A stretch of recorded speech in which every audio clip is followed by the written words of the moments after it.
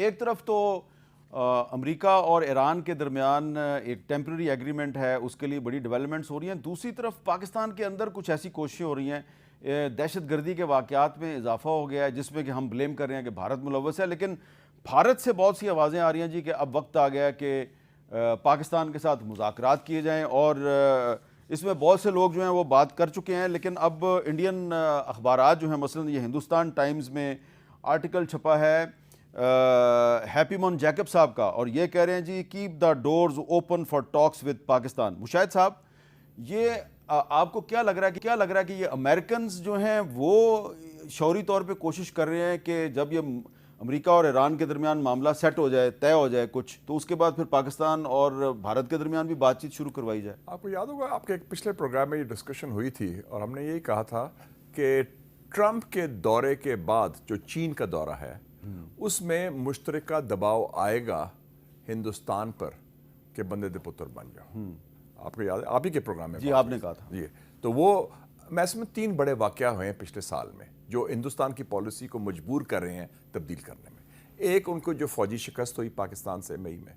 दूसरी, जो सफारती शिकस्त हुई है अब कि पाकिस्तान एक महवर है आलमी सियासत का और अमेरिका पाकिस्तान पर रिलाय कर रहा है, ईरान भी, कि हम मुआहदा अमन का करें। और तीसरा जो है ट्रंप का जो दौरा हुआ चीन में, जिसमें उन्होंने वाज़ेह ऐलान कर दिया कि बराबरी का एक ताल्लुक है बन गया है चीन और अमेरिका का, और नई कोल्ड वॉर में उनको इंडिया की वो ज़रूरत नहीं है जो इंडिया अपने सामने को पेश कर रहा था। तो उस हवाले से इंडिया फंसा हुआ है। उनकी पाकिस्तान पॉलिसी मुकम्मल तौर पर फेल हो चुकी है, सिवाय बॉलीवुड के मूवीज़ के अंदर, धुरंधर या दूसरी चीज़ों में, बाकी तो वो नाकाम हुए हैं। तो अब उन्होंने एक खुद सिग्नलिंग शुरू की है अपने सिस्टम के अंदर से। ये जो दत्ताराय होनापले हैं और जो सेक्रेटरी जनरल है आरएसएस के, उन्होंने कहा है, जनरल निर्वाणे ने कहा है, फिर हैप्पी जॉन ने कहा है, दूसरे लोगों ने कहा है। तो वो एक शुरू हो गया है कि जनाब आप कर क्या रहे हैं, आपकी पॉलिसी तो आप पाकिस्तान को तनहा करने थे, आप खुद आइसोलेट हो गए इस खत्ते में।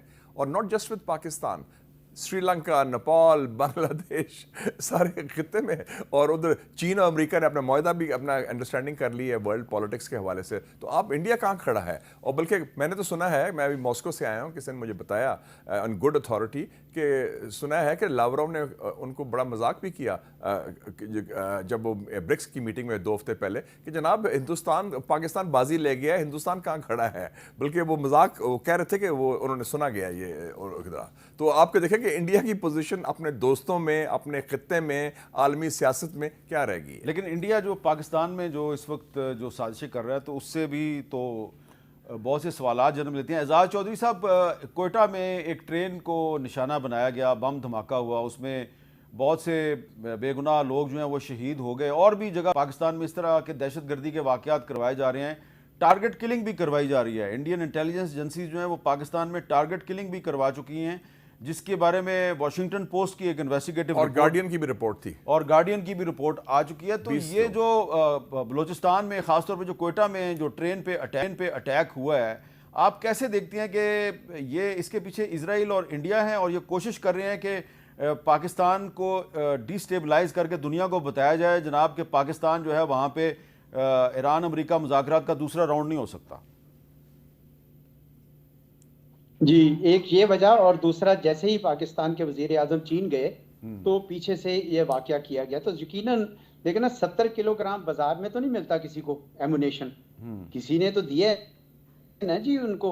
तो ये कोई ऐसा ही मुल्क ही दे सकता है जिसके पास इस किस्म का सामान होता है।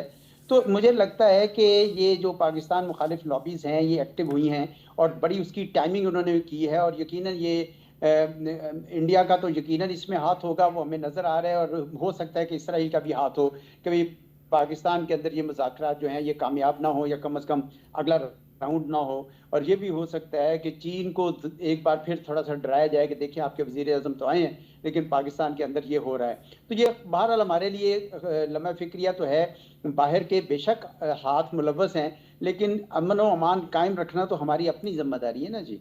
तो इस वजह से मैं समझता हूँ कि आधा तो वो वही करेंगे जो उनकी रविश है, लेकिन हमारे लिए भी बहुत कुछ सोच विचार का मौका है कि भाई ये बलूचिस्तान में इस तरह के वाक़यात अब क्यों हो रहे हैं और उनको किस तरीके से हल किया जाए। उसके ऊपर यकीनन एक अलहदा बहस है, मैं उसके ऊपर नहीं जाना चाहता। लेकिन अगर आप इजाज़त दें तो मैं पहले ज़रा थोड़े कमेंट दे दूँ। हसन वाले के जो कमेंट थे आया था RSS के सेक्रेटरी जनरल पे, उस पे मेरा ये अपना ख्याल ये है कि, और आपको पता है डॉन में इस दफा संडे को कल मैंने आर्टिकल भी इसी के ऊपर लिखा था, और मैंने उसमें कहा कि we should not read too much into it, और उसकी वजह ये है कि ये इसके कई पर्पस हो सकते हैं, ये एक टैक्टिकल भी हो सकता है। परवीन सानी साहब तो कहते हैं कि वो अमेरिका की अर्जिंग, अमेरिका गए हुए थे, उनकी अर्जिंग पे ये उन्होंने कहा है, लेकिन मेरा ख्याल में दो मकसद तो उनके ये हो सकते हैं कि एक तो दुनिया को ये बताया जाए कि पाकिस्तान तो चूंकि अब दुनिया उसकी बात सुन रही है, तो उनको बताया जाए कि नहीं, हम लोग भी बड़े यानी डिसेंट लोग हैं, हम सारे से ताल्लुकात रखना चाहते हैं। और दूसरा ये भी हो सकता है कि वो ये पहले एक स्मोक स्क्रीन, मैंने लफ्ज़ यूज़ किया है, स्मोक स्क्रीन बना रहे हों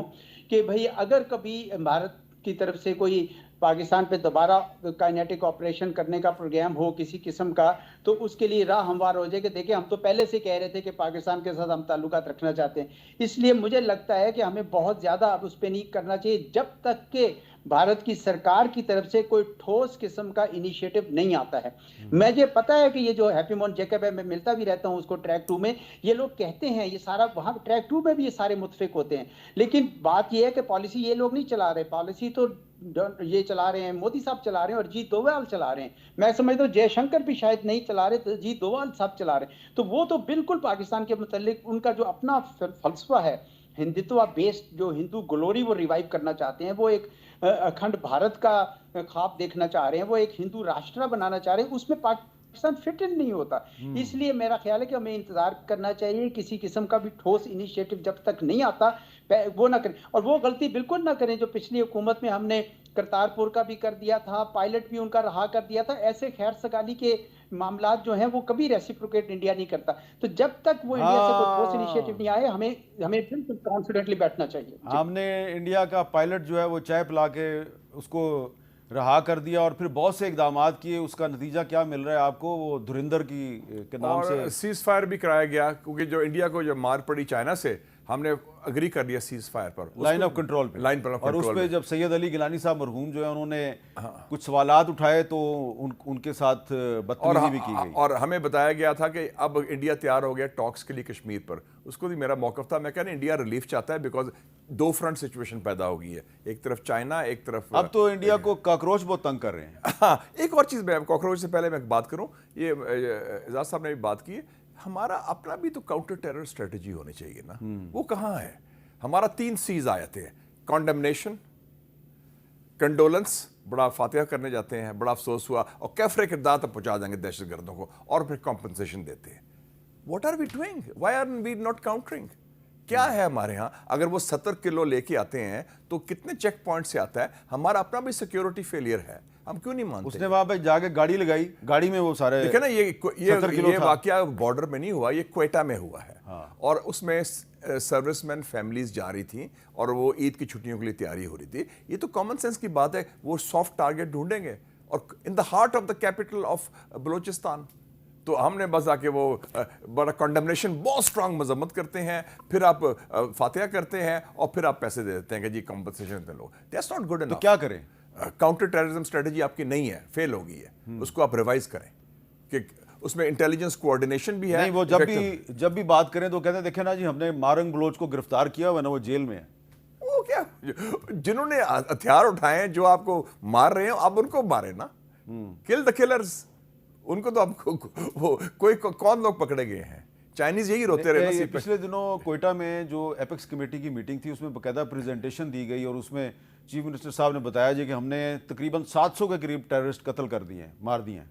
तो खालिद मक्सी साहब ने कहा इसके बावजूद जो फेडरल मिनिस्टर हैं, हाँ, हमारी सड़कें जो हैं कोयटा की और बलूचिस्तान की वो महफूज नहीं है। नहीं, वो तो ये कहते हैं खालिद मक्सी साहब और दूसरे कहते हैं कि सूबाई वजीर नहीं जा सकते उन सड़कों में, आप और मैं तो छोड़ देना। तो इसका मतलब है कि इस पे एक नहीं, इसमें हमारा अपना भी है प्रॉब्लम, हमारी अपनी पॉलिसी क्लैरिटी की ज़रूरत है, और अच्छी एक नाकाम पॉलिसी है, क्योंकि हम असल जो टेररिस्ट हैं, जो जिन्होंने चीनियों को मारा हमने पकड़े हैं उनको, जो ये आम सिविलियंस को मार रहे हैं बलूचिस्तान में, हमने उनको पकड़ा है। तो there is a failure somewhere ना, आप उसको रीसेट करें, रिवाइव करें, और आपने उसको रिव्यू करें। अच्छा जी, और ये कॉकरोच की वाली बात इंपॉर्टेंट है कि आप देखें कि कॉकरोच जनता पार्टी जो बनाई है, उस लड़के ने 22 मिलियन फॉलोअर्स इंस्टाग्राम में आ गए हैं, और उसको बैन करने की कोशिश की गई है, क्योंकि और 18 से 24 लोग जो साल के उम्र लोग हैं वो उसके फॉलोअर हैं। उनमें से 60% लोगों ने अभी सर्वे का लाया है, उन्होंने कहा है कि हम मायूस हैं हिंदुस्तान के बारे में। और इधर भी बात हो रही है कि इसी जो एज ग्रुप को अब वोटिंग के राइट से डिप्राइव किया जाए। नहीं, 25 साल ये की पाकिस्तान में ये बिल्कुल नहीं हो सकता और ये नामुमकिन है। नामुमकिन है, ये बिल्कुल मैं कह रहा हूँ। लेकिन मैं एक वैसे ही बात करना चाह रहा हूँ एज अ जर्नलिस्ट, मेरी इन्फॉर्मेशन ये है कि ये जो इंडिया में काकरोच जनता पार्टी बनी है, के बनाने में और इसको प्रमोट करने में पाकिस्तान का दूर दूर तक कोई हाथ नहीं है।